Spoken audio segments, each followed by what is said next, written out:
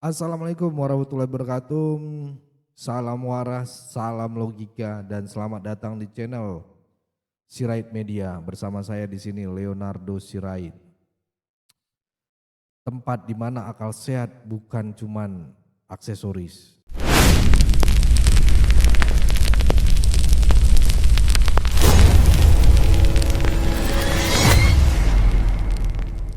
Hari ini kita akan bahas klarifikasi gaya salto dari kubu Roy Suryo dan kawan-kawan ya teman-teman ya. Tapi tar dulu, sabar dulu, ini bukan klarifikasi biasa. Ini lebih mirip stand up komedi bertema kami hadir tapi sebenarnya kami tidak mau diperiksa.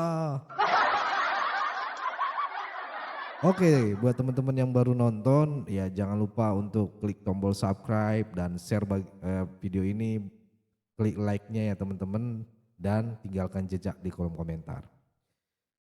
Mari kita saksikan dulu video berikut ini. Terima kasih rekan-rekan media yang masih terus setia menunggu kami pemeriksaan. Jadi sebenarnya bukan diperiksa dalam konteks pemanggilan ya, tetapi undangan klarifikasi. Tadi para klien kami yang diundang klarifikasi sudah memasuki ruang pemeriksaan dan memang kita mengambil sikap keberatan untuk diperiksa dan surat sudah kita serahkan. Namun ada dinamika bahwa akhirnya tim tadi mengambil keputusan tetap diambil keterangan dengan substansi materi tidak keluar dari surat resmi yang menjadi dasar klarifikasi kami terkait undangan yang disampaikan oleh pihak penyidik Polda Metro Jaya. Jadi hari ini terhitung bahwa seluruh klien kami menghadiri ya. Jadi jangan ada judul tidak hadir, mangkir. Kalau apalagi ini ya buzzer-buzzer terus gitu. Yang kedua ya apa? Termul apa? Oh, Ternak Mulyono. Baik. Yang kedua, dari tim hukum kami sudah menyampaikan bahwa apa yang dilakukan oleh pelapor itu justru memecah belah. Kenapa? Karena para pelapor itu tidak ada legal standingnya dan tidak ada kepentingannya. Karena persoalan ini hanya sengketa hukum antara klien kami dengan Saudara Joko Widodo dan sudah dikanalisasi melalui laporan Saudara Joko Widodo dan sudah masuk kategori leg spesialis. Karena ini leg spesialis tentu leg spesialis derajat leg generalis. Artinya ketentuan undang-undang atau hukum khusus yakni delik aduan terkait pencemaran dan juga terkait fitnah mengesampingkan pasal-pasal umum, entah itu pasal 160, 28 ayat 2, 28 ayat 3, dan pasal-pasal lain yang tidak relevan dan tidak ada kaitannya dengan aktivitas penelitian dari yang dilakukan oleh klien kami. Dan kami perlu sampaikan, bukan hanya para peneliti ya, Pak Roy Suryo dan Pak Rismon Hasiolan, tapi juga tadi ada sejumlah pihak lain yang diundang untuk klarifikasi yang kami dampingi, misalnya Pak Egy Sujana, juga ada Bu Kurniati Reoni dan Bang Rizal Fadilah, termasuk satu lagi Bang Rustam Effendi. Jadi semua dalam pendampingan kami, dan yang paling penting untuk diketahui bahwa kami tadi juga sudah menyampaikan dan nanti akan ada penyampaian secara rinci dari para terperiksa ya, para terundang, jangan terperiksa lah, nanti dianggap sudah BAP lagi ya. Para terundang yang memberikan klarifikasi, bahwa yang paling penting bahwa kami saat ini sedang fokus untuk mempersiapkan diri dalam rangka gelar perkara khusus yang akan dilaksanakan pada hari Rabu di Biro Wasidik Mabes Polri. Dan sekaligus kami mengundang media untuk besok hadir, karena kami juga akan kompres dan menghadirkan sejumlah ahli-ahli yang sudah ada di sini juga akan kami hadirkan, dan kami juga mengundang Dr. Muhammad Taufik dari Solo untuk bisa hadir. Nah, itu pengantar dari kami, dan untuk lebih rinci saya minta dari Pak Roy Suryo untuk menjelaskan tadi bagaimana prosesnya dan apa keterangan yang disampaikan sehingga sampai baru sekarang keluar. Silakan Pak Roy. Ya, klarifikasi apa mangkir berkedok hadir gitu ya. Jadi begini teman-teman, mereka bilang kami hadir gitu ya. Tapi kami keberatan diperiksa. Lah ini seperti datang ke rumah, makan, terus duduk, pesan menu, tapi bilang saya keberatan makan. Terus mereka bawa surat penolakan untuk diperiksa, tapi tetap ikut BAP gitu. Lah itu bukan klarifikasi, namanya manuver panik. Kalau memang yakin tak bersalah, kenapa takut diperiksa? Apa mereka takut kalimat sendiri jadi bumerang? Akhirnya surat keberatan yang katanya sakral itu dipindahkan ke BAP. Jadi ngapain ngelawan kalau akhirnya nyerah juga gitu ya.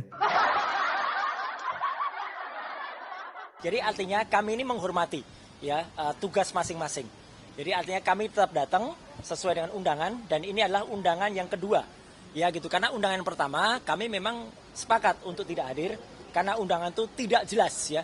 Tidak ada nama terlapornya, tidak ada lokus dan tidak ada tempusnya. Jadi tidak ada lokasi dan tidak ada waktunya. Nah, ternyata bagus. Kemudian dengan kami minta untuk ada terlapornya, maka ketika tadi sudah ada nama terlapornya, nah itu ada hak di dalam Undang-Undang Dasar 1945 khususnya pasal 28, hak asasi manusia. Kalau kita sudah menjadi terlapor, maka kita berhak untuk tidak memberikan keterangan, ya karena itu hak dari kita. Buat apa kita memberikan keterangan kalau ternyata keterangan itu malah nanti akan digunakan untuk menjerat kita dan teman-teman semuanya. Drama legal standing ala sok pintar. Salah satu argumen favorit mereka adalah yang melapor tidak punya legal standing. Pertanyaannya ya, sejak kapan kalau rakyat mencurigai adanya kebohongan publik harus punya hubungan darah dulu dengan presiden atau mantan presiden? Ini negara hukum, Bung ya. Setiap warga negara punya hak untuk melaporkan dugaan tindak pidana.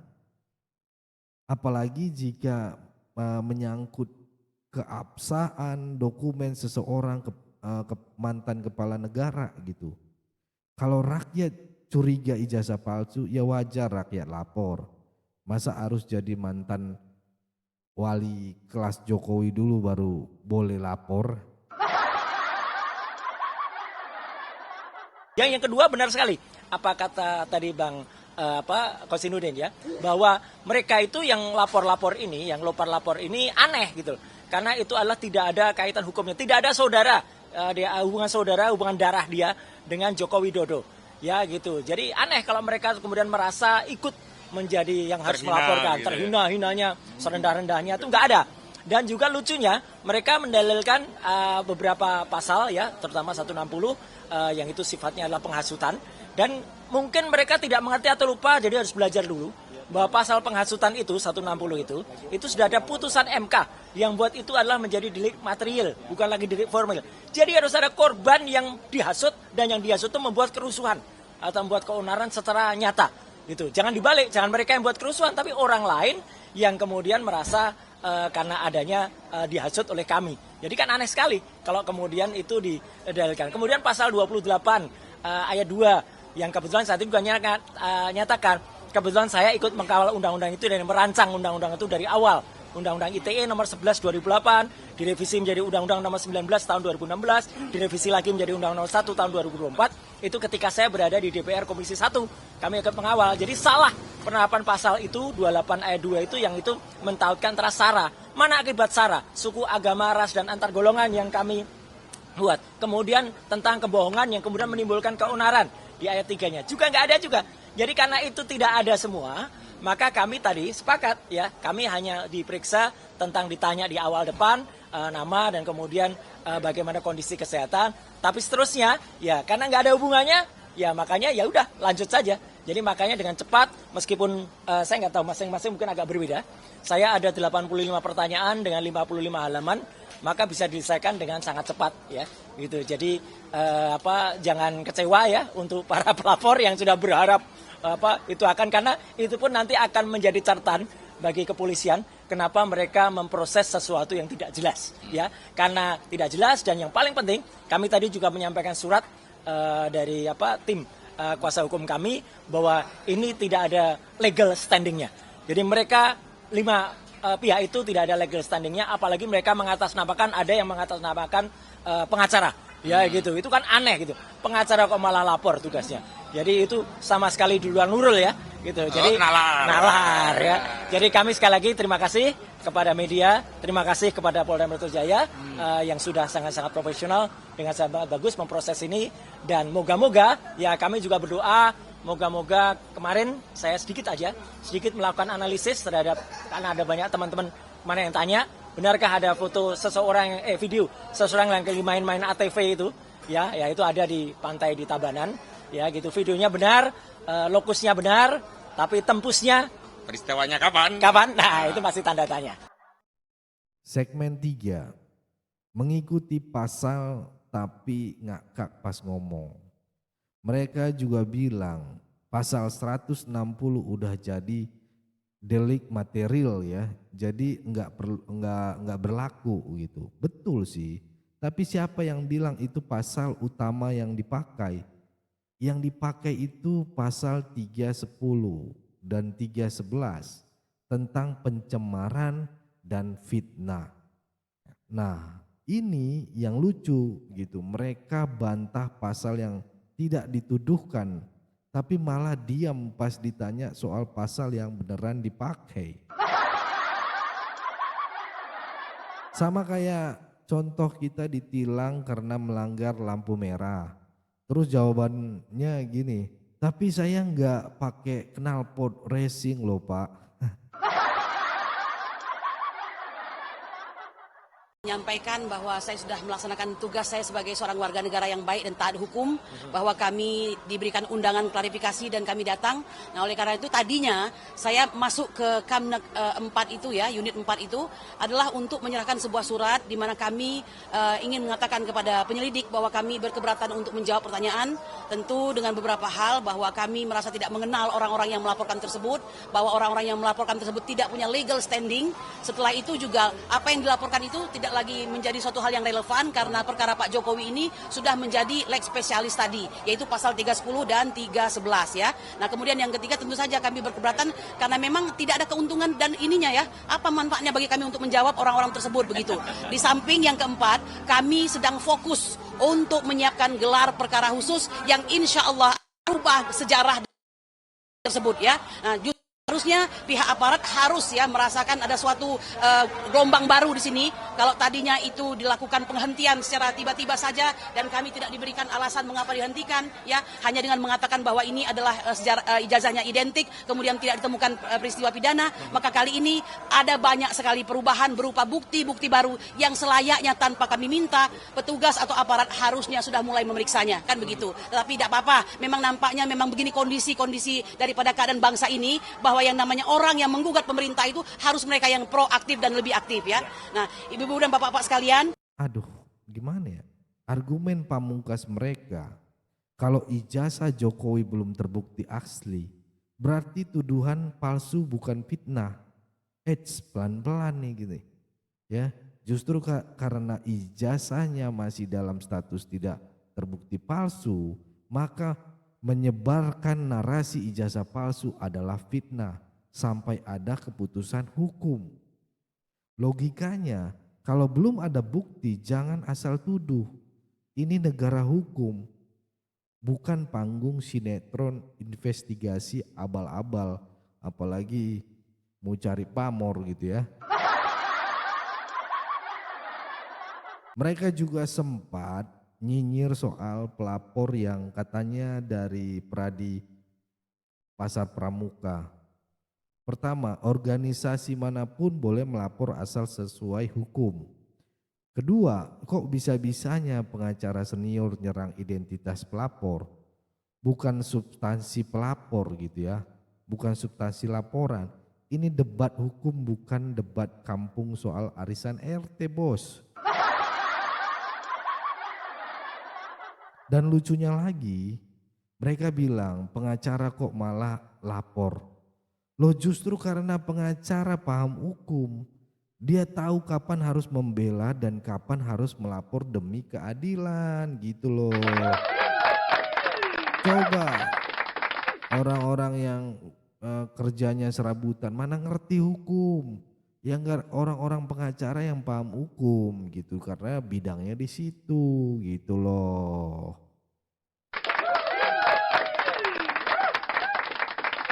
Kubu mereka sibuk promosiin gelar perkara khusus seperti mau launching album baru gitu ya. Tapi faktanya gelar perkara bukan panggung pembuktian. tapi evaluasi awal untuk menentukan apakah kasus bisa lanjut ke penyelidikan. Bukan tempat untuk stand up komedi, bawa pakar sara ataupun teori hologram gitu ya. Dan jangan lupa kalau mereka bilang sudah ada bukti kuat, kenapa malah sibuk klarifikasi sana sini dengan alasan-alasan seperti tidak kenal pelapor. Dan sebenarnya tidak ada manfaat menjawab dan saya capek gitu. Jadi teman-teman Sirait Media, narasi Roy Suryo dan kawan-kawan ini lucu tapi menyesatkan. Mereka bermain di ruang opini, ya, bukan ruang bukti, ya. Mereka bersembunyi di balik kata-kata klarifikasi, padahal ingin kabur dari pertanggungjawaban hukum. Ya. Mereka menyerang legal standing pelapor, ya. Tapi lupa kalau rakyat punya hak melaporkan dugaan kebohongan publik. Ini bukan soal siapa yang melapor, ini soal kebenaran, soal kejujuran, soal negara yang harus dibangun di atas akal sehat. Bukan teori konspirasi dari grup WhatsApp. No. Ya. Jadi kita jangan mau dibodohi dengan istilah-istilah hukum yang dipelintir demi cari simpati. No. Roy Suryo dan kawan-kawan sebaiknya fokus menjawab substansi tuduhan, bukan main drama klarifikasi kosong. Dan buat kita rakyat biasa ini ya, rakyat jelata, jangan ragu bersuara. Kalau melihat ada potensi pemalsuan, ya memang laporkan gitu. Ininya ya, bukan karena kita saudara Jokowi ya, tapi karena kita saudara dalam hukum dan kebenaran. Itu yang penting. Kalau kamu merasa makin tercerahkan hari ini, bantu klik like, share video ini ke grup WhatsApp yang isinya masih percaya ijazah hologram ya. Dan pastinya tuliskan pendapatmu di kolom komentar, menurutmu bagaimana, apakah tindakan Roy dan kawan-kawan ini bentuk keberanian atau ketakutan yang dibungkus teori? Itu saja dari saya Leonardo Sirait, suara waras dari tengah kebisingan narasi tak logis, ya kan? Tetap jaga persatuan Indonesia, jangan mau dipecah belah, jangan mau diadu domba karena NKRI harga mati. Saya Leonardo Sirait, mohon undur diri, bye-bye.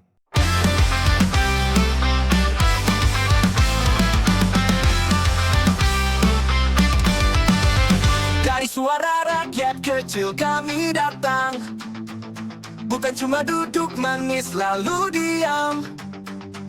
Sirait Media tajam dan terbuka, bawa kabar jujur tanpa drama. Tanah air ini milik bersama, bukan buat adu domba dan sengketa. Kami lawan fitnah, hoax, busuk tak bermoral, sikap bohir yang cuma mau bikin viral. Tanah air ini milik bersama, bukan buat adu domba dan sengketa. Kami lawan fitnah, hoax, busuk tak bermoral, sikap bohir yang cuma mau bikin viral.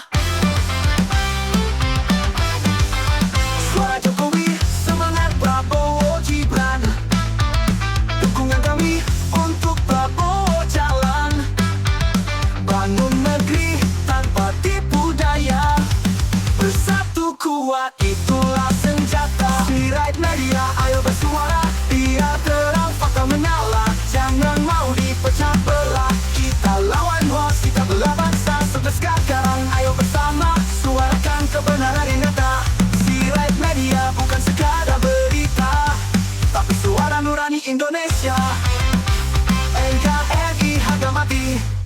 pemecah bangsa, minggir sana. Kami bukan boneka, kami warga merdeka.